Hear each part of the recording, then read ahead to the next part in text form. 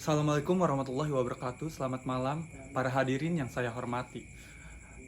Pada kesempatan kali ini, izinkan saya untuk membahas tentang mengenai topik yang sangat relevan dengan kehidupan kita sehari-hari, yaitu santun berbahasa dalam kegiatan komunikasi sebagai karakter kaum berpendidikan. Di tengah perkembangan teknologi yang pesat, saat ini cara kita berkomunikasi bisa lebih cepat dan lebih pesat dan luas. Nah, pentingnya santun berbahasa yang baik dan sopan. Hadirin yang saya hormati, bahasa adalah utama dalam berkomunikasi. Dalam setiap percakapan, baik lisan maupun tulisan, bahasa menjadi medium kita antar individu untuk menyampaikan pikiran, perasaan, serta informasi. Maka sangat penting bagi kita untuk saling menghargai melalui bahasa yang sopan dan dan sesuai dengan konteks yang lebih pentingnya. Santun berbahasa bukan hanya sekadar formalitas atau etika sosial semata, melainkan juga mencerminkan karakter kita yang sebenarnya dan dan kualitas individu kita. Ketika kita berbicara dengan santun, kita tidak hanya menyampaikan pesan secara jelas dan efektif, namun juga menunjukkan rasa hormat terhadap lawan bicara kita. Saling respect. Hal ini tentu sangat penting untuk mencegah terjadinya konflik atau ketersinggungan. Lebih dari itu, dalam dunia pendidikan dan profesional, kemampuan berbahasa dengan santun adalah cermin dari kredibilitas dan profesionalisme.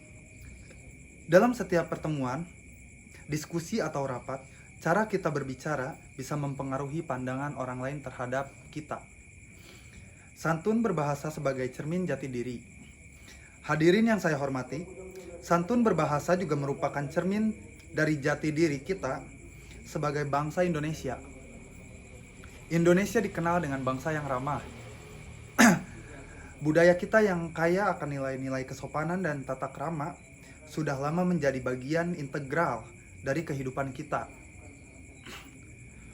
Ketika kita berbicara dengan santun, kita tidak hanya menghargai orang lain, namun juga menunjukkan siapa kita yang sebenarnya. Sebagai individu yang berpendidikan, cara kita berbicara mencerminkan tingkat pendidikan dan kepribadian kita. Di tingkat yang lebih luas, komunikasi yang santun juga menjadi indikator kemajuan peradaban suatu bangsa.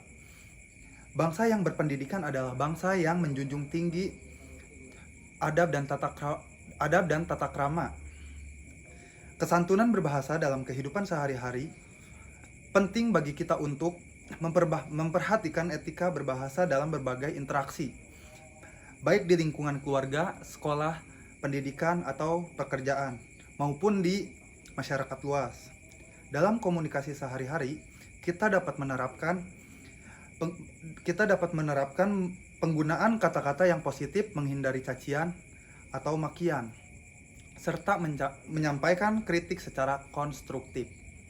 Misalnya, dalam menyampaikan kritik atau pendapat yang tidak sependapat, sebaiknya kita memilih kata-kata yang lebih sopan dan enak didengar oleh lawan bicara kita.